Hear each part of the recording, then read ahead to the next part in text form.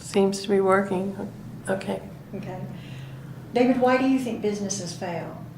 Can you offer 2 or 3? Wow, that's You a good mentioned question. strategy. You don't Yeah. update your strategy, you're going to fail. Yeah. I think it is lack of being nimble. Another thing banks want to see is that they want to see that you have a contingency plan that you can survive. I think that companies fail because they overextend themselves and they don't have that ability. They don't recognize that they're overextended. There are times in my business that I came very close to closing.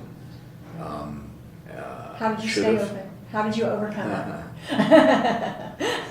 I talked with Chuck, who was my first employee friend, and he said, and he's retired now for 3 years, so he has some perspective, and he says, David, I don't understand how you kept going.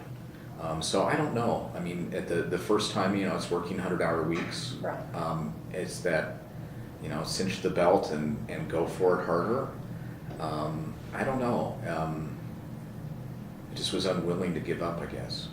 Moving into this building, the first location was small and not very, we were subleasing from a company that we were completely compatible with. It was a really great relationship that decayed over 9 years to the point where I lost my welcome. When we bought this building and redid it, I knew that I was stretching myself. And I knew that I needed to do it the right way or just not do it. And so I did it the right way. Unfortunately, it was right after 9/11, and the economy was bad. Very. And my best client, which was Sony Pictures, who said they were going to give me all this work, didn't. So I think, at a certain extent, at that point, that was by far the closest I've been. I hesitate to say how much I was in debt, but I saw that the model was right, and that I needed to figure out and have some stamina to see if it would work. And ultimately, another rule people have is, if it doesn't work in 3 years, give up. Mm-hmm. And in both cases, both my initial startup and then when we moved into this building, which quadrupled our size and staff in one step, year 2.5 that it came through. So it's not that I had this deadline in my head. I saw the potential, had some good advisors, some good people talking to me, going, no, I think you're okay. And then to bail me out was a bank. A bank came and wanted my business and refinanced and consolidated and made things much simpler. And they've been my bank since. And Because they believed in you when you needed them. yeah, they were foolish. There's no way that today that a bank would do that, and this is a pretty sizable mid-sized bank, and I do not know why they said yes. And I don't. In this day and age, nobody would. Well, it's marvelous that they did. Yeah. Can you share with us who some of your clients might be? Can you do that? Yeah, it's changing so much. Again, for the first 10 years, 20 years, let's say 20 years, it was ad agencies and production companies. So mainly advertising agencies that would hire us to do a radio spot or work on the back end of commercials. Our company originally was editing, meaning everything after the film is shot, the video is shot. So most of our clients were ad agencies and the people that actually shot things. We've done things, in those days we were doing national commercials, so we were doing Captain Crunch, Raid Bugs, Nintendo, Budweiser, a lot of those kinds of very high-end commercials that were medium to high-end commercials, which were very, very fun creatively. At that time, that's when I started doing documentaries, kind of balancing out hey, I'm selling sugared cereal and lottery tickets, which kind of drags down on you. And so then I would do documentaries. So the last few years when we've been doing production, we do documentaries for the National Science Foundation and the National Park Service. We do, our biggest client for a long time was an ad agency that does Ford commercials. If you've been living in the western half of the U.S. outside of Los Angeles, you've seen our work over the years. But because those commercials are dying off, we're not working for Ford very much anymore. We used to work for Sony Pictures doing some sound restoration work, so we did feature films and TV shows, Partridge Family, Flying Nun, some great shows. Those really are great shows. No, I'm kidding. If you watched them now, you'd go, "We used to watch this," Yes, but they were great in their time. They were great in their time. So again, we're very varied. That's part of the plan. I've built this engine of getting work done, and most of our competitors will be a small production company that want to make music videos or make small feature films or make corporate videos or something. And we've always been very, very diverse. So, companies in town and a few from out of town, but nothing very big. That's an impressive list of clients. It is. If you go to our website, www.postmodernco.com, you'll see a lot of video that'll tell you what we do. Do you consider yourself a leader? I think that the story of people coming to me now and saying, "David, when we moved into this neighborhood, we thought you were crazy," and I remember going, when they've said that, I've had about 4 people say that, including my brother who helped buy the building, and I'm like, really?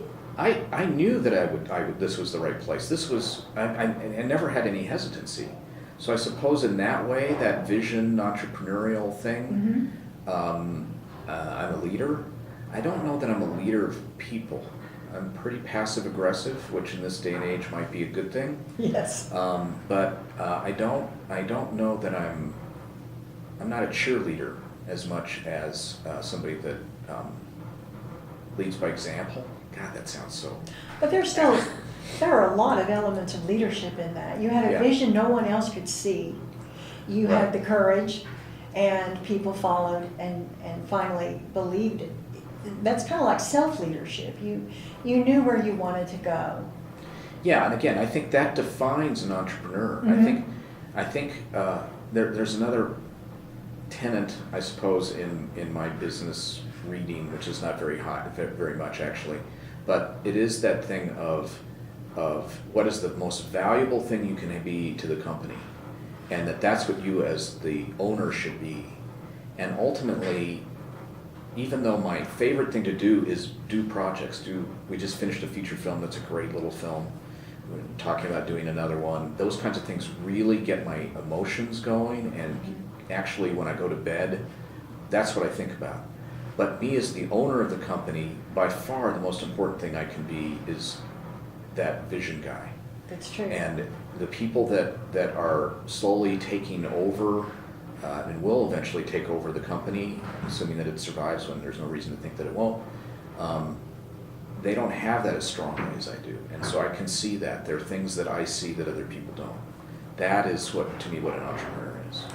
And it sounds like some of your employees are also leaders in their own right. They're self-managed leadership. 100%, yeah. It is, again, I can have the most junior person come up to me and tell me something to do.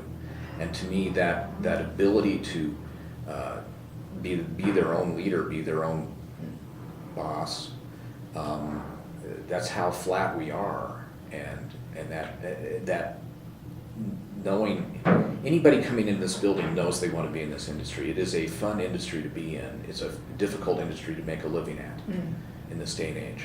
But anybody that has the motivation that gets through the door here is going to be able to lead.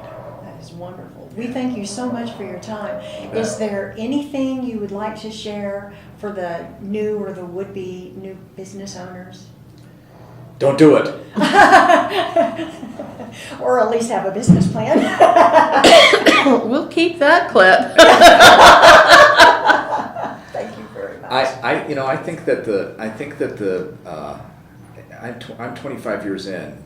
I'm 30 years into being unemployed.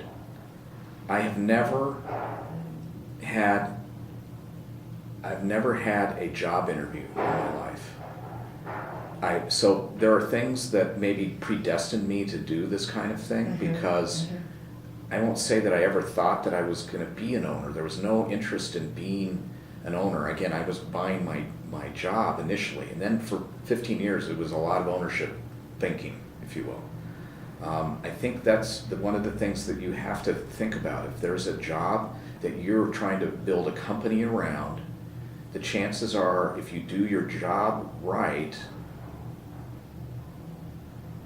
if you do what you love doing, if you do a company, you may not do it anymore. You may lose that ability to do what you set out to do before you started the company. Because now you're running it? Because there's something in the way all the time, the company. And there's the verbiage for me. This late in my cycle, I see that some of the things that I want to really do is not own a company. And I think that's okay. I think that's really important. Sure it is. And I think that the other point that I have really is that most companies today, a lot of people talk about the millennials as being an issue. And I strongly feel that that is no different than every other generation.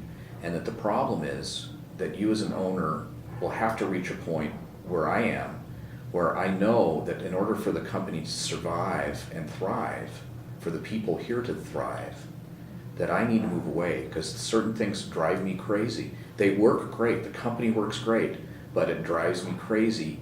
Certain structures, certain things that drive me crazy.